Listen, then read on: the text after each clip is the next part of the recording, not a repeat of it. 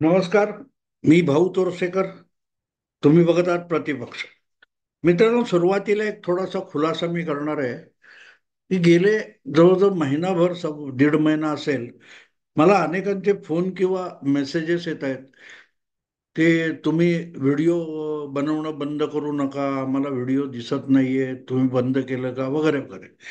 तर एक खुलासा करू इच्छितो की मी प्रतिपक्ष हे मराठी आणि प्रतिवाद हे हिंदी दोन्हीही युट्यूब चॅनेल नियमित चालवतो.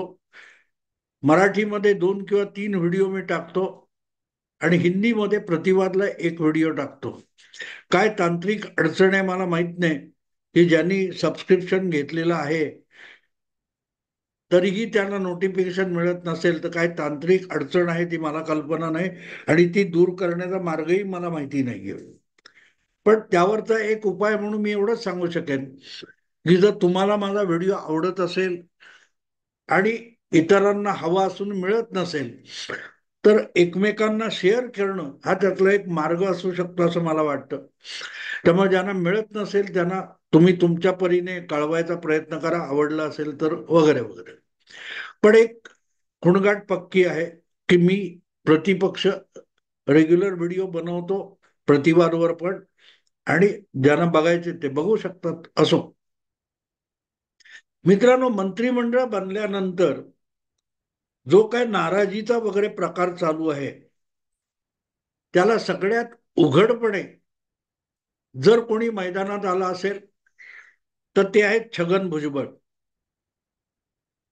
छगन भुजबळ यांना मंत्रीपद मिळालं नाही म्हणजेच ओबीसीवर फार मोठा अन्याय झालाय असं एक भासवलं जातंय, सांगितलं जातंय. आणि खुद्द छगन भुजबळ पण त्याला खतपाणी घालत.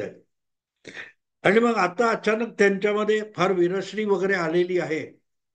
तर थोडी भुजबळांची राजकीय पार्श्वभूमी सामान्य माणसाला माहिती असावी म्हणून मी सांगण्याचा प्रयत्न करणार आहे. कारण जे काय त्यावरून बातम्या वेगवेगळ्या वाहिन्यांवर किंवा सोशल मीडियात येते त्यामध्ये भुजबळांचा राजकीय इतिहास सांगितला जात नाही. म्हणजे त्यांनी शिवसेना सोडली किंवा 15-20 आमदार घेऊन ते काँग्रेस पक्षात गेले, शरद पवारांच्या बरोबर गेले, मंत्री झाले, हा इतिहास मला सांगायचा नाहीये. तो इतिहास परत परत सांगितला जातो. पण भुजबळ ज्यांची जडणघडण शिवसेनेत झाली असा माणूस एक दिवस उठला आणि पक्ष सोडून फुले शाहू आंबेडकर वगैरे जपमाळ ओढत जो काँग्रेसमध्ये दाखल झाला आणि आज त्यांच्याकडे पुरोगामित्वाचा फार मोठा एक प्रतिमा म्हणून बघितलं जातं. तर त्यांची एक पार्श्वभूमी अशी आहे की ज्या वेळेला शिवसेना हिंदुत्वाकडे वळली त्यावेळेला एक फार मोठा राजकीय सामाजिक संघर्ष झाला होता. डॉक्टर बाबासाहेब आंबेडकरांच्या रीडर्स इन हिंदुइझम या ग्रंथाच्या आधारावर लोकसत्ताचे तत्कालीन संपादक माधव गडकरी यांनी काही प्रश्न उपस्थित केले होते आणि त्यातलं काही अवतरण रविवारचा दृष्टिक्षेप या आपल्या स्तंभामध्ये लिहिली होती आणि त्यावरून फार मोठं रान उठलेलं होतं शिवसेनेने. तेव्हा हिंदुत्वाची तळी उचलून धरलेली असल्यामुळे जो प्रचंड मोर्चा रीडर्स विरोधामध्ये आणि रीडर्सच्या पुस्तकाच्या विरोधात काढलेला होता त्याला उत्तर म्हणून सगळ्याच्या सगळ्या लहान मोठ्या रिपब्लिकन गट, दलित पॅन्थर, आंबेडकरी संघटना यांनी एक भव्य दिव्य मोर्चा हुतात्मा चौकात आणलेला होता. आणि तेव्हा छगन भुजबळ हे मुंबईचे दुसऱ्यांदा महापौर झाले होते. मला आठवतं बहुतेक वर्ष 91 वगैरे असावं, 91चा काळ आहे तो, 90 किंवा 91. आणि त्यावेळेला भुजबळ दुसऱ्यांदा मुंबईचे महापौर होते आणि दलितांचा हा मोर्चा हुतात्मा चौकावर आल्यानंतर त्या हुतात्मा चौकाचं शुद्धीकरण मुंबईचे महापौर म्हणून छगन भुजबळ यांनी केलं होतं. आणि पुढच्या एका वर्षात आंबेडकरवाद्यांच्या स्पर्शाने काय प्रदूषित झालेली भूमी शुद्ध करून घेणारे महापौर छगन भुजबळ हे शिवसेना सोडून शरद पवारांच्या गोटात दाखल झाले, काँग्रेस पक्षाच्या गोटात दाखल झाले आणि फुले शाहू आंबेडकर ही जपमाळ ओढायला लागले. हा सगळा काळ लक्षात घेतला पाहिजे. एक गंमत अशी होती की छगन भुजबळ हे 1985च्या विधानसभा निवडणुकीत सार्वत्रिक निवडणुकीत विधानसभेत निवडून आलेले शिवसेनेचे दुसरे आमदार होते. त्यापूर्वी 72 साली प्रमोद नवलकर गिरगाव मधून विधानसभेत निवडून आले होते. त्यानंतर लागोपाठच्या सार्वत्रिक निवडणुकीत शिवसेना भाग घ्यायची, पण एकही उमेदवार निवडून येत नव्हता. 72 नंतर जवळजवळ 13-14 वर्षांनी शिवसेनेचा दुसरा आमदार सार्वत्रिक निवडणुकीत निवडून आला. त्याचं नाव छगन भुजबळ होतं. आणि पुढे 90 साली शिवसेना ही महाराष्ट्रात हिंदुत्वावर स्वार होऊन विधानसभेतला 2 नंबरचा सगळ्यात मोठा पक्ष बनली, भाजप बरोबर त्यांची युती झाली वगैरे. आणि त्याच काळात नगरसेवक असतानाही छगन भुजबळ हे आमदार झाले होते आणि आमदार असतानाही त्यांना परत 1985च्या नगरपालिका निवडणुकीत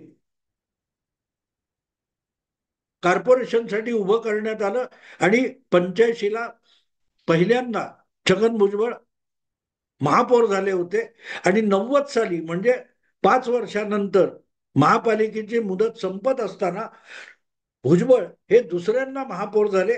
आणि मी हा जो रिडल्सचा प्रकार सांगतोय हा घडला तेव्हा महापौर पद हे भुजबळांना 2दा मिळालं होतं. आणि मग पुढे 90 मध्ये तर चमत्कार घडला. विधानसभेमध्ये शिवसेना हा दुसऱ्या क्रमांकाचा पक्ष बनला, किंबहुना स्वबळावर 29 पेक्षा जास्त आमदार मिळवणारा पहिला बिगर काँग्रेस पक्ष म्हणून शिवसेनेची महाराष्ट्र विधानसभेच्या इतिहासात नोंद असेल. पण गंमत अशी होती की 90 मध्ये आमदार पण होते. भुजबळ दुसऱ्यांदा आमदार म्हणून माझगाव मधून निवडून आले. आणि ज्या वेळेला शिवसेना भाजप युतीतर्फे 90-95 आमदारांचा गट होता, त्याचा विरोधी नेता होण्याचा प्रसंग आला, तर तिथे बाळासाहेबांनी, शिवसेना प्रमुखांनी मनोहर जोशी यांना विरोधी नेतेपद दिलं. त्यामुळे भुजबळ कमालीचे अस्वस्थ झाले होते. आज ज्या पद्धतीत भुजबळ अस्वस्थ आहेत ती गोष्ट आजची नाहीये. ती जवळजवळ 34 वर्ष जुनी गोष्ट आहे, 1990ची. आपण आधीची 5 वर्ष विधानसभेत धुमाकूळ घातला आणि काल परवा पण बोलताना कुठेतरी भुजबळांनी त्याचा संदर्भ दिलेला आहे. 1985चे 90 विधानसभेत मी एकटा शिवसेनेचा आमदार होतो, पण सगळ्याच्या सगळ्या विरोधाला अंगावर घेण्याचं काम मी एकट्याने केलं होतं, हे आठवण त्यांनी सांगितलेली आहे. पण 90 मध्ये शिवसेनेचे 52-54 आमदार निवडून आले तेव्हा अर्थातच आपल्याला विरोधी नेतेपद मिळावं ही भुजबळांची अपेक्षा असावी, पण त्यांचा अपेक्षा भंग झाला. जितका आज अपेक्षा भंग झालाय तितकाच 34 वर्षापूर्वी मनोहर जोशी यांना शिवसेनेचे गटनेते किंवा विधानसभेतले विरोधी नेते म्हणून निवड केल्यानंतर भुजबळ अस्वस्थ झालेले होते. आणि त्यांनी आपल्या काही मित्र पत्रकारांसमोर बोलताना खाजगीमध्ये असं वक्तव्य केलं होतं की जसं महापौर पद हे 1-1 वर्षासाठी असतं, तसंच विधानसभेतलं विरोधी नेतेपद हे 1-1 वर्षासाठी असलं पाहिजे. दरवर्षी विरोधी नेता बदलला गेला पाहिजे. याचं कारण असं होतं की दुसऱ्यांना महापौर म्हणजे आपला दावा फेटाळला गेला म्हणून नाराज असलेल्या भुजबळांना चुचकारण्यासाठी बाळासाहेबांनी भुजबळांना दुसऱ्यांदा महापौर केलं होतं 90 मध्ये. पण त्याही महापौर पदाची मुदत संपली तेव्हा कमीत कमी आता तरी आपल्याला विरोधी नेते करावं ही एक प्रकारे भुजबळांची मागणी होती. पण ती उघडपणे शिवसेना प्रमुखांसमोर ठेवायची हिंमत भुजबळांमध्ये नव्हती. आज जी हिंमत छगन भुजबळ हे अजित दादांच्या बाबतीत दाखवतायत, तीच हिंमत, तेवढी ही हिंमत भुजबळांकडे 1990 मध्ये नव्हती. आणि म्हणून त्यांनी आपल्या विश्वासातल्या पत्रकारांसमोर बोलताना म्हटलं की विधानसभेतलं विरोधी नेतेपण महापौर पदासारखंच नेतेपद हे दर वर्षाला बदलतं असलं पाहिजे, दरवर्षी विरोधी नेता बदलला पाहिजे. आणि मला आठवतं त्यामुळे शिवसेनेत खूप खळबळ माजली होती, खूप खळबळ माजली होती. आणि अंधेरीला त्यानंतर कुठची तरी एक शिवसेनेची मोठी सभा मेळावा वगैरे होता, कुठे होता मला आठवत नाही, पण अंधेरीला होता एवढं आठवतं. आणि अशा वेळेला हा विषय बाळासाहेबांनी जाहीररित्या व्यासपीठावरून विचारला होता. मनोहर जोशी असतील, नवलकर, दत्ताजी साळवी, छगन भुजबळ सगळे शिवसेनेचे नेते मंचावर होते. आणि भुजबळांच्या गटामध्ये मनोहर जोशींविषयी नाराजी आहे, विरोधी नेते पदावरून नाराजी आहे, अशी एक चर्चा जी होती ती माध्यमातून छेडली गेली होती. आणि तोच प्रश्न बाळासाहेबांनी तिथे भाषण करताना अंधेरीला उघडपणे भुजबळांना विचारला होता की बाबा मी काय ऐकतोय, हे बातम्या येत आहेत की भुजबळांचा गट हा विरोधी नेतेपदासाठी नाराज आहे, तुम्ही नाराज वगैरे आहात का? आणि शिवसेनेमध्ये असा तुमचा किंवा आणखीन कोणाचे गट आहेत का, शिवसेनेमध्ये गटबाजी आहे का, हा सवाल बाळासाहेबांनी त्या व्यासपीठावरून जाहीररित्या विचारला होता. आणि त्याच सभेमध्ये भर सभेत उभं राहून भुजबळांनी आपण पत्रकारांसमोर जे काही बोललो तो आपला गाढवपणा होता अशी कबुली दिली होती. हे सगळं मला आठवणीत राहण्याचं कारण असं की त्या काळामध्ये महिना दीड महिना मी नवशक्ती नावाच्या मराठी दैनिकामध्ये वसुंधरा पेंडसे नाईक या संपादक झाल्या होत्या, त्यांना मदत करायला जात होतो. आणि त्या दरम्यानच्या रविवारच्या नवशक्तीच्या पुरवणीमध्ये मी एक लेख लिहिला होता, शिवसेनेची गद्दे पंचवीशी. मी असं का म्हटलं होतं, तर याचं कारण होतं की भुजबळांनी जाहीररित्या बाळासाहेबांसमोर कबूल केलं की मी पत्रकारांची दरवर्षी विरोधी नेता बदलावा हे बोललो, हा माझा गाढवपणा झाला. आणि त्यावेळेला शिवसेना 25 वर्षाची झालेली होती. 66 सालची शिवसेना 91 साली 25 वर्षाची झाली होती. आणि म्हणून भुजबळ एका अर्थी आपण गाढवपणा केला म्हणतात, तेव्हा शिवसेनेमध्ये गद्दे पंचवीशी सुरू झाली का, असं शीर्षक मी त्या लेखाला दिलं होतं. मला तो अजून आठवतो. नवशक्तीमध्ये प्रकाशित झालेला माझा लेख होता रविवारच्या पुरवणीमध्ये. पण मुद्दा त्यातला असा आहे की भुजबळांनी तिथे बाळासाहेबांचा रोष नको, शिवसैनिकांचा राग नको, म्हणून जाहीररित्या सांगून टाकलं की मी असं बोललो पत्रकारांशी, हा माझा गाढवपणा झाला. मित्रांनो, त्याला गाढवपणा म्हणायचं तर त्यानंतरच्या काही महिन्यात भुजबळांनी जे केलं, मला वाटते 7-8 महिन्यांनी 10 महिन्यांनी भुजबळांनी जे केलं त्याला खरा गाढवपणा म्हटला पाहिजे. कारण त्यातूनच आजचे भुजबळ आपल्या समोर आलेले आहेत. कारण त्या वर्षीच्या 1991च्या 6 डिसेंबरला नागपुरात विधानसभेचं अधिवेशन चालू होतं विधिमंडळाचं.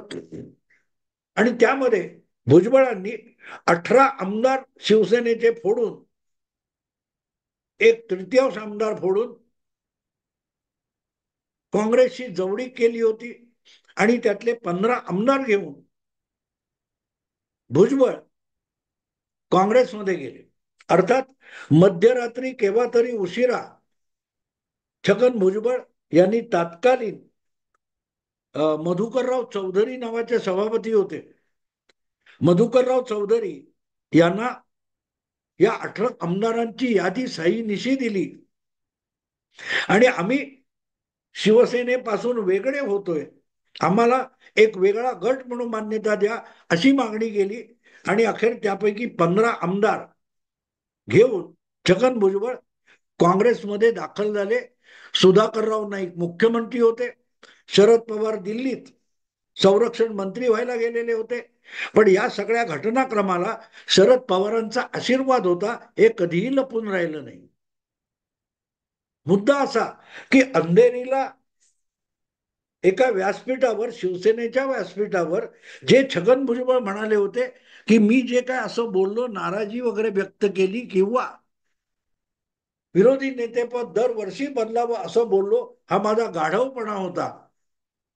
म्हणजे मतभिन्नता, आपला गट वगैरे शिवसेनेत आहे असं बोलणं किंवा त्यावर चर्चा करणं हा गाढवपणा होता.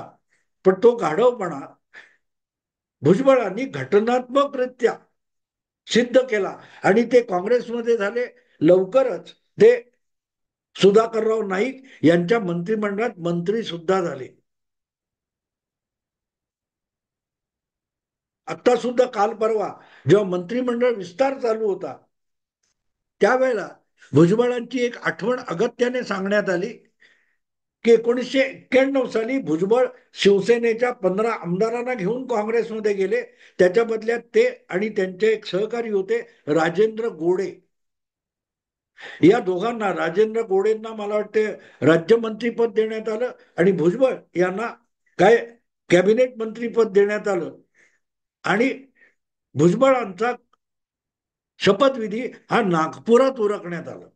आणि त्यानंतर दुसऱ्यांदा जवळजवळ आता किती वर्ष झाली बघा, 33 वर्ष वगैरे, त्यानंतर 32-33 वर्षानंतर परत एकदा नागपुरात मंत्रिमंडळाचा शपथविधी होतोय, असा इतिहास सांगितला गेला. मुद्दा असा आहे मित्रांनो की भुजबळ ज्या वेळेला पक्षांतर करायच्या मनस्थितीत असतात आणि त्यासाठी आक्रमक होतात किंवा आपल्या ज्या पक्षात आहोत त्या पक्षाविषयी नाराज असतात, तेव्हा ते गाढवपणा करतात. ही इतिहासात नोंदली गेलेली गोष्ट आहे. मार्च, एप्रिल, मे कधीतरी त्यांनी मुंबईच्या अंधेरीला जाहीर मंचावरून सांगून टाकलं की मी जे बोललो तो गाढवपणा आहे, असं मी करायला नको होतं. पण 8 महिन्यांनी गाढवपणा म्हणजे पक्षांतराचा शहाणपणा हा आपला मार्ग भुजबळांनी प्रत्यक्ष कृतीतून दाखवून दिला.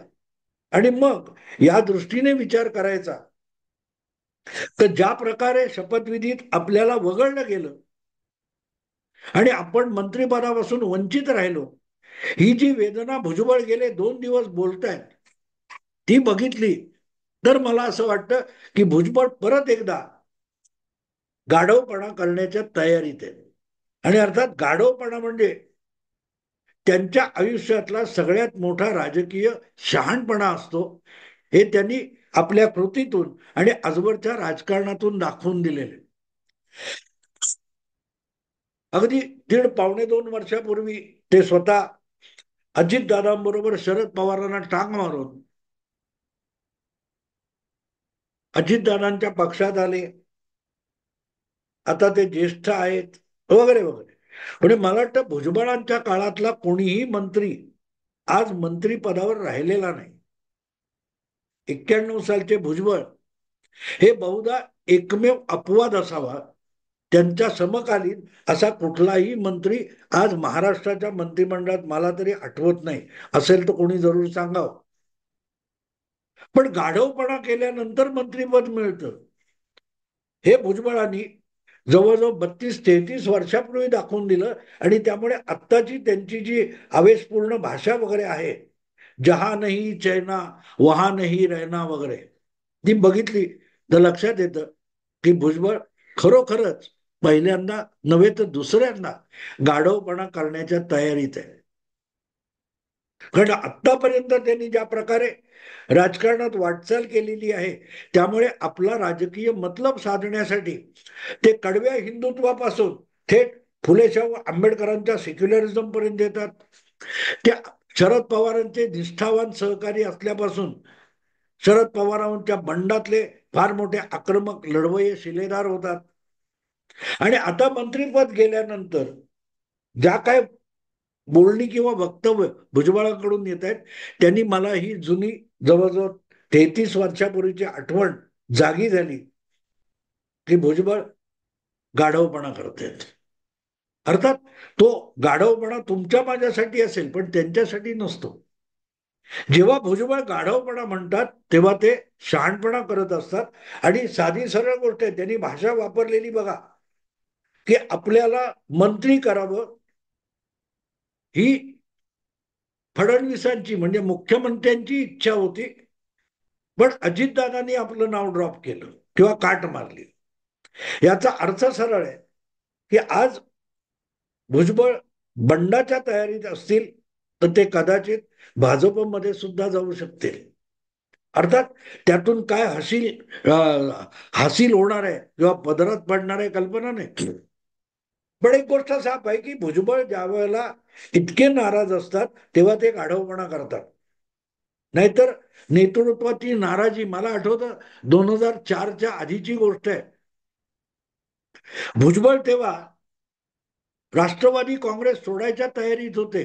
त्यांचं मला वाटते उपमुख्यमंत्रीपद गृहमंत्रीपद गेलं होतं आणि भुजबळ 20 वर्षापूर्वी 2004च्या आधी 3-4 काहीतरी असेल, भुजबळ हे मायावतींच्या बहुजन समाज पक्षात दाखल होणार अशीही चर्चा होती.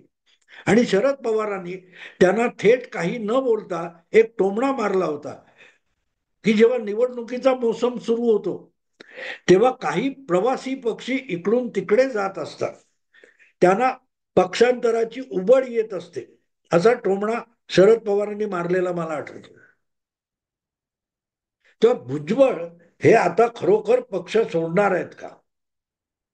कारण एक गोष्ट साफ आहे, आता कुठलंही मोठं पद त्यांना मिळण्याची शक्यता नाहीये आणि देण्यासाठी अजितदादांच्या हाताशी काही उरलेलं नाहीये. आपण फडफड थोडी करणं, पण अजितदादा पण ज्या 1-2-1.5 वर्षाच्या राजकारणात तावून सुलाखून बाहेर पडलेले आहेत ते बघितलं तर अजितदादा अशा हुलकावण्यांना दाद देतील असं मला वाटत नाही. त्यामुळे भुजबळांनी जरूर गाढवपणा करावा, पण त्यातून त्यांना काय उपलब्ध होणार आहे, काय फायदा होणार आहे, यासाठी माझं डोकं तर आता चालत नाही. पण एक गोष्ट आहे, ही छगन भुजबळ पुन्हा एकदा गाढवपणा करण्याच्या तयारीत दिसतात. मित्रांनो, आता इथेच थांबतो. आवडलं लाईक करा, शेअर करा आणि प्रतिपक्षाला सबस्क्राईब करा. सबस्क्राईब करून तुम्हाला नोटिफिकेशन मिळत नसेल तर आपल्या मित्र परिचितांकडे चौकशी करा, त्यांच्याकडून प्रतिपक्षाची प्रतिवादची लिंक तुम्हाला मिळू शकेल. नमस्कार.